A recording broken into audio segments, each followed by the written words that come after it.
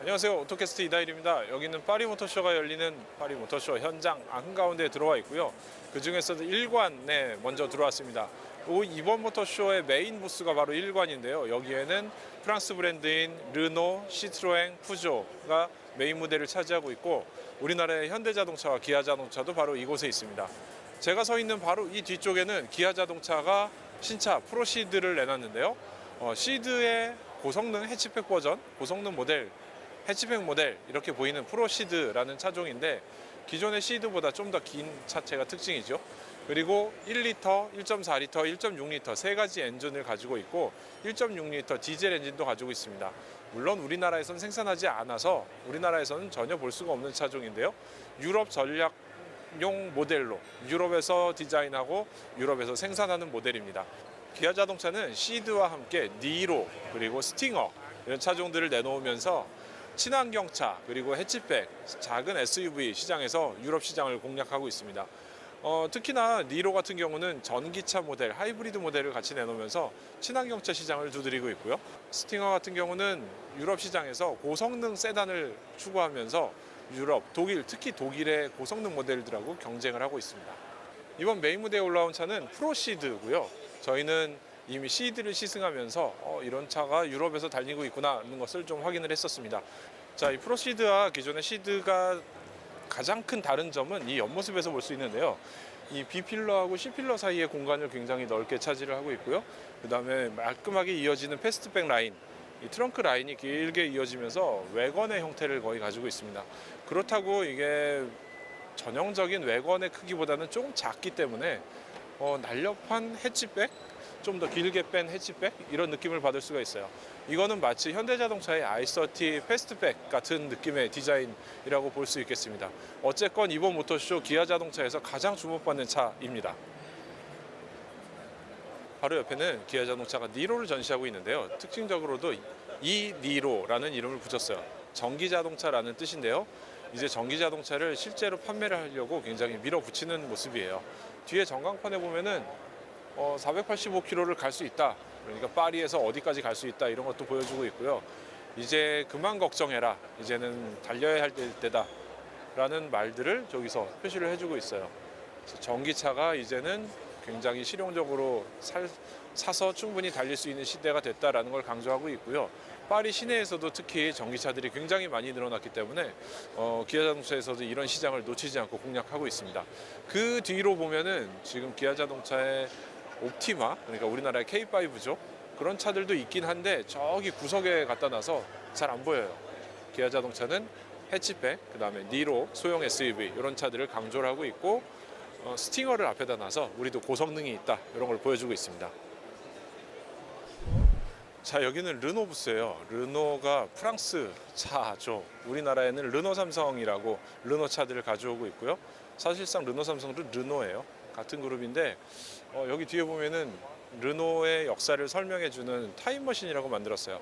사람 몸을 스캔해서 아바타를 만들고 그 아바타가 여행을 하는 과정을 보여주는 거, 과거로 여행을 하는 과정 이런 것들을 보여주는 건데, 르노가 강조하고 있는 거는 이겁니다. 르노는 올해 120주년이 됐어요.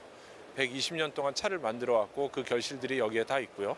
자율주행차까지 이어지는 거를 마차 시대부터 쭉 가져와서 우리는 이런 기술을 가지고 있어, 첨단 기술을 보여줄게 라는 것을 강조하고 있어요. 여기서 바로 뒤돌아보면은 이지 프로라는 게 있죠. 자율주행차긴 한데 자율주행차 이지 시리즈의 두 번째 모델이죠. 이거는 상업용으로도 쓸 수 있고, 이를테면 배송을 한다거나 지금처럼 푸드트럭처럼 활용을 한다거나 이런 모습을 볼 수 있고요. 자율주행을 위한 차고, 이 뒤에는 이지 얼티모라는 차가 나왔습니다. 르노가 내놓은 세 가지 컨셉카가 있었는데 미래에는 어떻게 차를 타고 다닐까에 대한 고민을 한 결과물이죠. 그 마지막 결과물 세 번째로 이지 얼티모를 내놨는데 보시다시피 굉장히 고급스러운 외형을 갖고 있어요. A에서 B로 이동하는데 아주 편하고 고급스럽게 이동할 수 있게 만들겠다라는 컨셉을 이지 얼티모에서 볼 수 있죠. 실내는 럭셔리 자동차처럼 이쁘게 럭셔리 고급스럽게 꾸며놨고요. 반대로 지금까지 내놨던 컨셉들을 보면은 이지 프로는 그 프로가 막 프로페셔널한 이런 게 아니라 직업적으로 사용할 수 있다.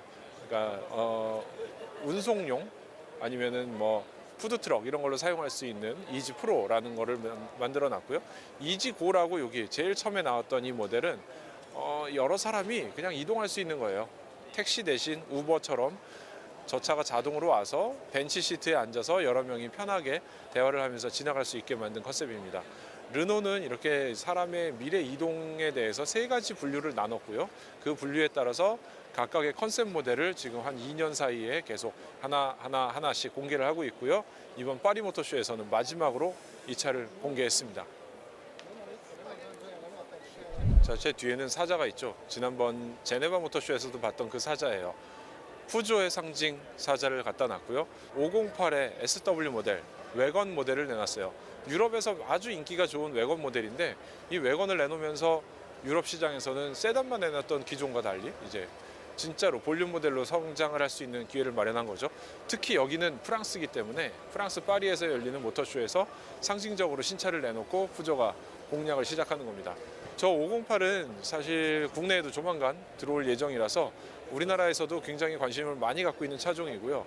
특히나 외건을 좋아하는 사람들에게는 아주 손이 부들부들 떨리는 너무 이뻐서 갖고 싶은 그런 모델이라고 볼 수 있습니다. 푸조하고 시트로행이 우리나라에서는 좀 전략을 달리 가고 있는데 시트로행이 런칭을 했고요. 푸조가 들어왔고요. 둘이 각각의 시장을 따로 가져가면서 푸조도 이제 굉장히 예전에는 실용적이고 연비, 디젤 이런 것만 강조하다가 지금은 좀 더 멋있고 이쁘고 세련된 차를 보여주는 그런 분위기로 바뀌고 있습니다. 자, 이 외건에서 가장 인상적인 거 한 가지 꼽으라면 뒷모습이겠죠. 역시나 굉장히 인상적인 뒷모습을 가지고 있는데 푸조의 508에서 봤던 그 뒷모습을 너무나 똑같이 잘 집어넣었어요. 보통 외건을 만들면은 뒷모습이 상당히 많이 바뀌게 마련인데 여기 요 라인 굉장히 까맣고 멋있게 선글라스를 쓴 듯한 이 라인은 그대로 여기에 집어넣으면서 이 외건하고 세단의 경계를 사실상 디자인에서는 찾기가 힘든 정도입니다. 그리고 푸조 엠블럼을 PEUGEOT 위에다가 뜨문뜨문 쫙 늘어서 쓰면서 지금까지하고는 좀 다른 모습을 보여주고 있는데 또 하나의 특징은 이 뒤에 백이 굉장히 완만하게 내려오면서 이게 외건인지 혹은 뭐 패스트백 세단인지 그 경계가 살짝 애매해질 정도로 굉장히 이쁜 디자인을 갖고 있습니다. 자, 여기는 시트로행 부스예요. 여기 DS7 크로스백 E-Tense라고 되어 있죠. DS7은 벌써 이미 한번 나왔던 차인데 우리나라에도 들여오려고 준비를 하다가 아직까지 못 들어온 상태입니다. 굉장히 저는 이 차를 보고 충격적이었던 게 반짝반짝하는 보석 같은 느낌이었어요. 특히 실내가 굉장히 멋있었고요. 지금 이 차는 거기에 하나를 더해서 E-Tense라는 거를 추가했습니다. 하이브리드 혹은 전기차 모델인데 시트로행이 이번 모터쇼를 통해서 푸조 시트로행에서 하이브리드와 전기차 파워트레인을 추가를 했어요. 하이브리드와 전기차 모델을 추가한 시트로행에서 보여준 작품입니다.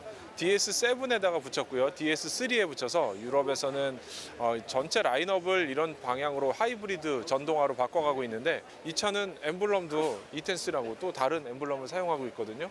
앞으로는 필수적으로 이런 하이브리드 전동화가 되고 있는 것 같아요. 디젤을 사랑하는 프랑스에서도 역시나 전동화를 하고 있으니까요. 굉장히 주목할 메시지인 것 같습니다. 이게 사람이 굉장히 많은 부스, 북적북적한 부스, 바로 입구에 있는 부스 바로 현대자동차입니다. 여기가 지금 모터쇼에서 보기에는 제일 사람이 많은 느낌이고요. 굉장히 여러 사람들이 차를 보느라고 지금 촬영하기도 되게 좁을 정도예요. 지금 이 현대 i30 패스트백 N을 여기서 최초로 공개를 했는데 그냥 보기에도 저희가 사진으로 봤을 때도 굉장히 주목을 받았던 그 차인데 실제로 보니까 정말 더 아름다운 모습을 갖고 있는 것을 확인할 수 있네요.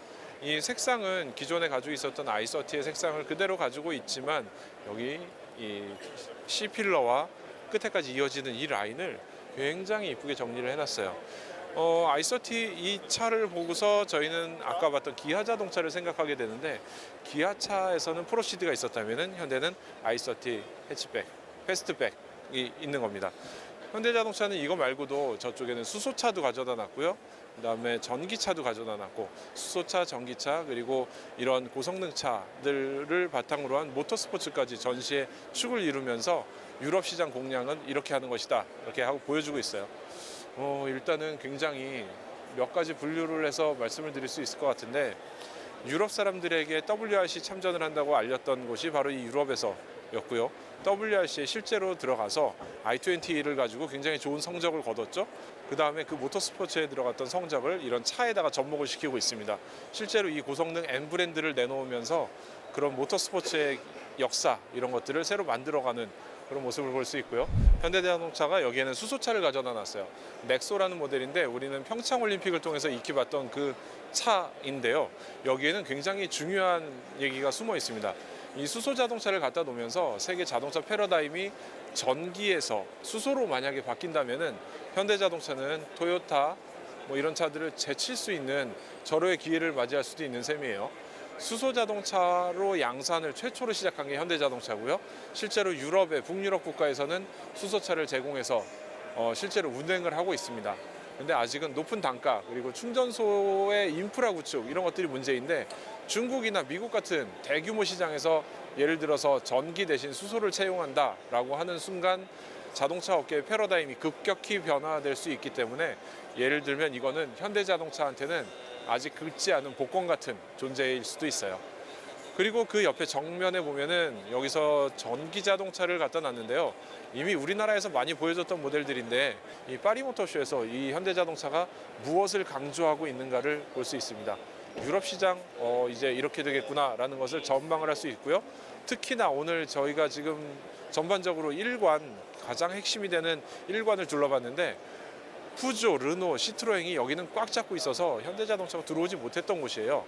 아주 부스도 작게 가져가거나 그랬었는데 이번에는 부스 크기도 굉장히 커졌고 유럽 차들을 마치 압박을 하고 있는 모양으로 입구에 하나, 저쪽 입구에 하나 현대기아가 딱 잡고 있으면서 바둑 두듯이 이렇게 막고 서 있는 모습을 볼 수 있어요. 그 중간에 르노하고 시트로행, 푸조가 있긴 하지만 주목받는 차들로서는 아무래도 이 현대기아가 굉장히 시선을 많이 끌지 않았나 생각이 됩니다. 파리모터쇼가 좀 부스 규모가 좀 작아지긴 했고 전체적인 전시 규모도 작아지긴 했는데 주목해서 저희가 봐야 될 전시관은 3개 정도 되는 것 같습니다. 여기에 있는 1관이 첫 번째가 될 것 같고요. 두 번째는 BMW를 포함한 독일차들이 들어있는 저기 5관이 볼만할 것 같고요. 거기에는 뭐 3시리즈 이런 차들 월드 프리미어로 나왔으니까요. 그리고 나머지 4관에서는 일본차 브랜드들이 거기에 모여 있습니다. 일본 차는 저쪽에 모여 있고 현대기아가 여기 들어와 있는 거 굉장히 상징하는 바가 좀 있는 그런 느낌이에요. 이 파리 모터쇼에 완전히 바뀐 그런 모습을 볼 수 있었습니다. 자, 이제 다른 건물로 넘어가시죠. 자, 저희는 전시관을 건너서 BMW가 있는 5관으로 넘어왔습니다. 이 5관은 예전부터 우리나라 쌍용차가 있었던 그런 곳인데 지금 쌍용차는 전시를 하지 않았고요. BMW가 여기에 자리를 잡았습니다. 가장 눈에 띄는 차 바로 이겁니다. 월드 프리미어 BMW 새로운 3시리즈. 이 차는 기존 대비 길어지고 넓어지고 높이는 1mm만 늘어났어요. 게다가 휠베이스 역시 길어지면서 차가 전체적으로 커지긴 했습니다. 그래서 전반적으로 실내를 규정하는 휠베이스가 약 41mm 정도 늘어났기 때문에 2800mm가 넘는 크기가 되면서 3시리즈는 이제 절대 작은 차가 아닙니다. 일본산 중형 세단들, 앞바퀴 걸림 세단들이 2800mm 정도를 넘기는 것을 보면은 이 차 역시 이제 3시리즈 꽤 큰 차가 된 느낌이에요. 전반적으로는 앞모습의 변화가 굉장히 크죠. 헤드라이트의 디자인들이 많이 바뀌었고요. 키드니 그릴의 모양도 바뀌었습니다. 심지어 옆에서 보면은 키드니 그릴은 꺾여져 있기까지 해요. 이런 새로운 디자인들을 여기서 볼 수 있고요. 옆모습에서는 BMW 3시리즈의 그런 라인들이 그대로 살아 있습니다. 새로운 BMW 3시리즈는 코드명을 F에서 G로 완전히 바꿨고요. 완전 신차를 내놓으면서 이제 전 세계 시장에서 럭셔리 미들급 세단의 강한 경쟁자가 될 예정인데 아마 내년 3월 정도에 출시될 전망입니다. 이번 파리 모터쇼에서 가장 많은 사람들이 기대하는 차가 바로 이 차가 아닐까 생각이 됩니다. 자, 여기는 제규어 랜드로버의 부스예요. 제규어하고 랜드로버는 항상 이렇게 부스를 같이 꾸미고 있는데 오늘은 특별히 보니까 헤리티지를 굉장히 강조하고 있어요. 제네바에서도 저희가 제규어 랜드로버 부스를 굉장히 주목해서 봤었는데 이제는 수제작차 오토바이오그래피라는 차들을 내놓다가 지금은 헤리티지를 강조하기 위한 이런 차들이 나왔습니다. 랜드로버 시리즈 1 굉장히 역사적으로 의미가 있는 차인데 이것을 다시 리빌드한 복원한 차예요. 그리고 이쪽을 살펴보면은 제규어의 XJ 시리즈들이 나오기 시작하죠. 제규어 XJ는 올해가 50주년이 됐습니다. XJ를 설명하면서 제규어의 디자이너 이안 칼럼의 이야기를 안 할 수가 없는데요. 이안 칼럼 역시도 제규어 XJ는 이미 완벽한 디자인이었고 더 이상 자기가 디자인을 시작했을 때 어디를 바꿔줘야 될까라고 고민이 될 만큼 완벽한 디자인들을 갖고 있었던 차라고 합니다. 영국의 자존심과도 같은 차였는데 XJ 50주년을 맞이해서 이번 전시에는 헤리티지를 강조하는 그런 모습들을 많이 보여주고 있습니다. 다른 브랜드와 달리 완전히 신차가 있지는 않지만 그래도 이런 헤리티지를 강조하면서 역사적인 거 되게 중요하게 생각하는 모습을 볼 수 있었고요. 제규어 되게 차분하면서도 요즘 아주 잘 나가는 브랜드의 면모를 볼 수 있습니다. BMW하고 마주보면서 이제는 완벽하게 프리미엄 브랜드에 속하지 않나 생각이 듭니다. 자, 다시 한번 말씀드리지만 여기는 파리 모터쇼예요. 그리고 여기는 아우디 부스입니다. 놀라운 거는 아우디 부스의 무대가 여기서부터 여기까지가 다예요. 이 스크린 있는 이 무대가 전부 다예요. 제가 봤던 모터쇼의 아우디 부스 중에 가장 작은 규모인 것 같은데요.